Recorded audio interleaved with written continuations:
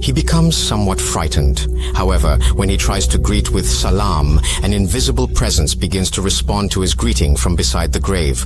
The voice sounded like that of a man. He says, "Wa alaikum salam. How can I thank you? I don't know. In the end, you have brought me to my destination, but I fought so much for my people. Now they are no longer in this world." Saying this, the sound of muffled crying is heard again. The Imam tries to comfort him with a few words and asks who he really is and what his relationship is with them.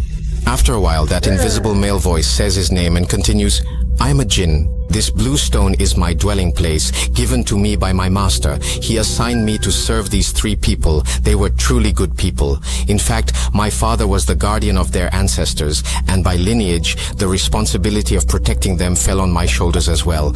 I tried very hard to protect them, but because of some traitors today, I lost everything, even this family."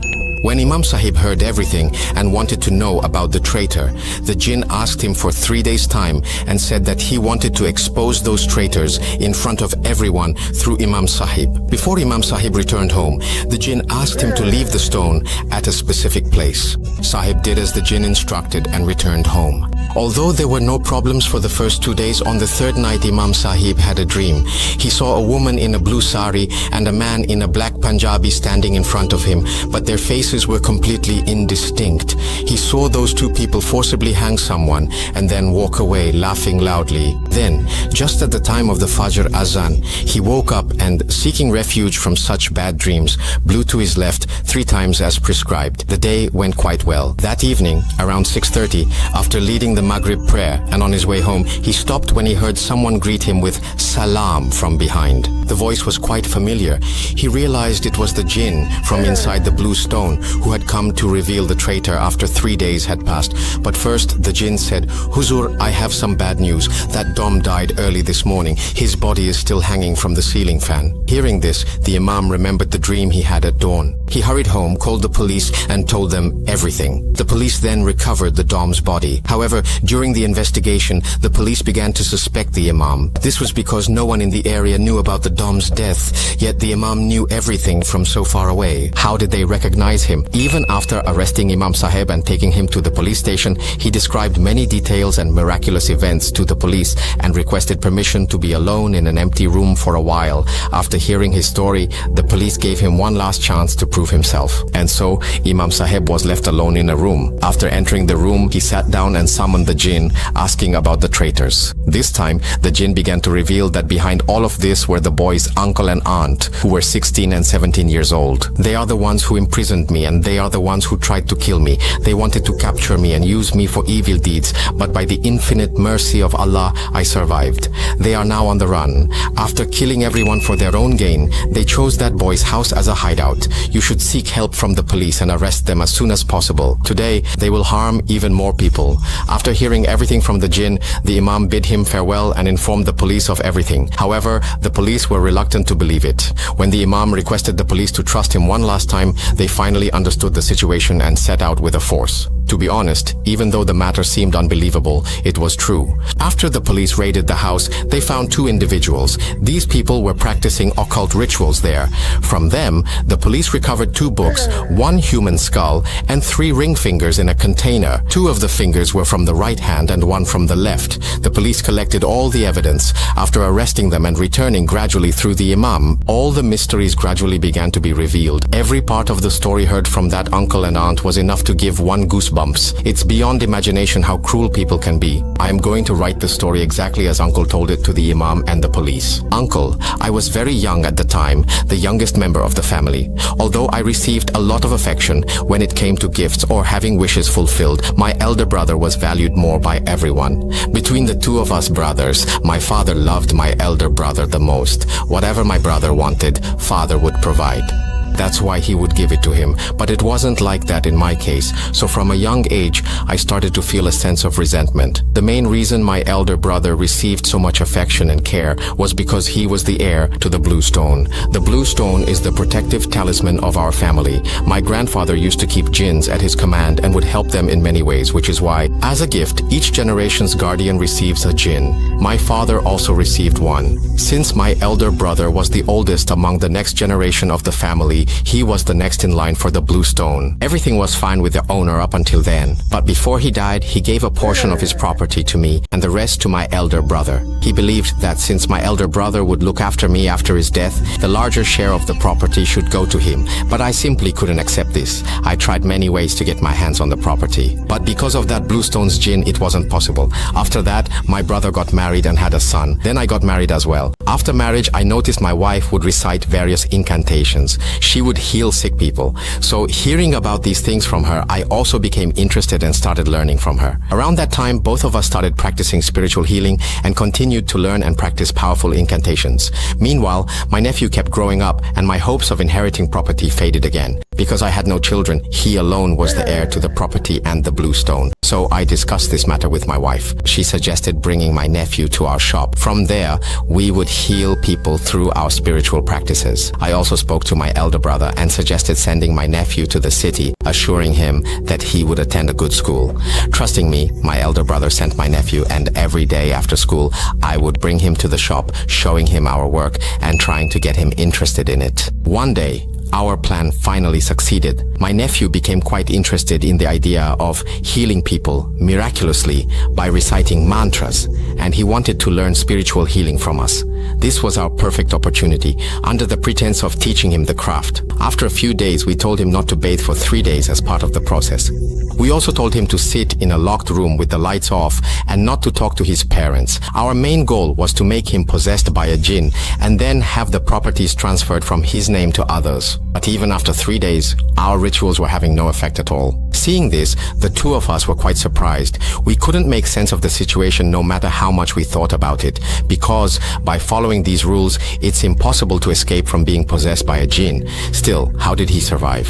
As I kept thinking about this, a question suddenly popped into my mind. Wait, does he still have the blue stone with him? The thought made my heart skip a beat. So the next morning, after he left for school, my wife and I searched the entire house thoroughly and finally found the blue stone in a box on top of his wardrobe. That was it. What more could we want? It felt like all our dreams and wishes were about to come true. Thinking these thoughts to myself, I took the stone and headed out. After almost a week of effort, we were able to subdue the genie inside the stone and bring it under our control. He was turned from a protector into a destroyer. Such powerful black magic was done on him that he lost all control over himself. We trapped him in a stone, made the stone invisible, and then put it inside Bateja's water bottle. Our main plan was to bring Bateja here, get the property signed over, and even if the stone was stolen, this way there was a chance we could get caught. So I decided to use black magic spells on the stone and kill Bateja through it. That way, no suspicion would fall on us regarding his death, and our share of my brother's property would come to us at exactly 1. No sooner said than done. After drinking the water infused with black magic,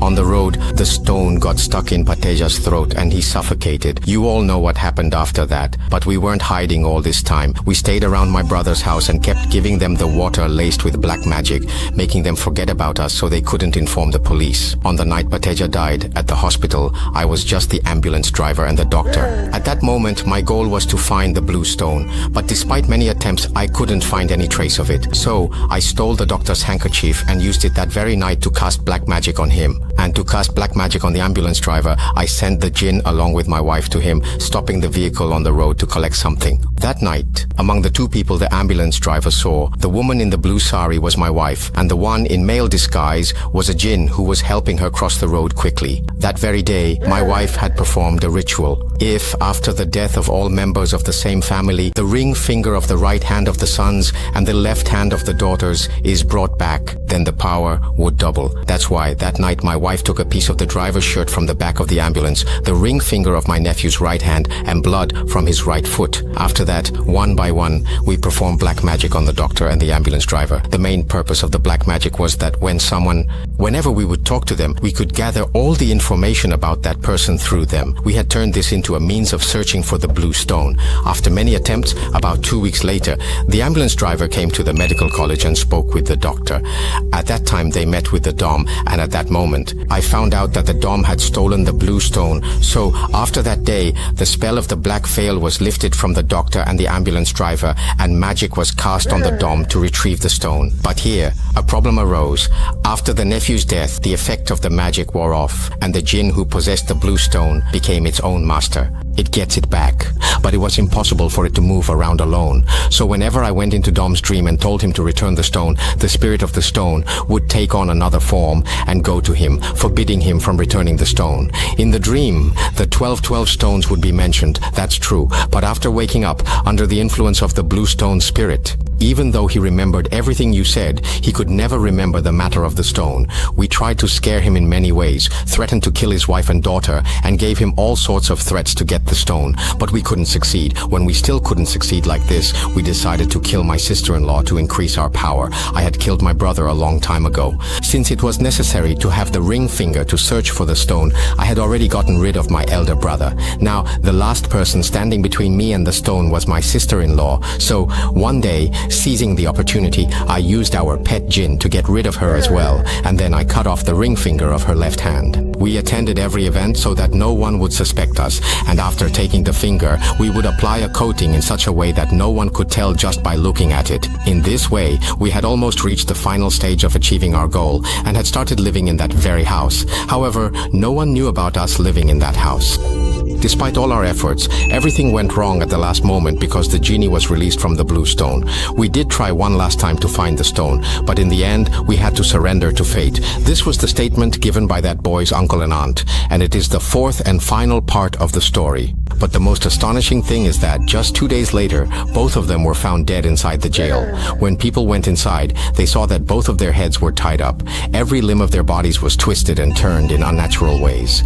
This bizarre phenomenon, and the news of the mysterious deaths of 3 members of the same family, came to light just before it was made public. The deaths of the 2 shook the police, because since the 2 died suddenly while in jail, the responsibility fell on them. So for their own safety, they labeled it as suicide. That was essentially the whole incident. Even though it still seems unbelievable to me, in matters of faith, nothing is impossible. After hearing the story from Utpal Bhai, I met with that Huzur and also spoke to the ambulance driver over the phone, so I can trust it, at least a little. And yes, there's another surprise for you all. After the jinn was freed from the blue stone, it gave the stone to Huzur as a gift. Huzur still has that stone with him. When I went to meet Huzur, he showed me the stone, and I have this with me. Fesubet, there is also a picture of the blue stone at the moment. I hope you all enjoyed this story. If you're not afraid, hit subscribe, but if you are, like the video and tell me, are you watching alone or is someone beside you?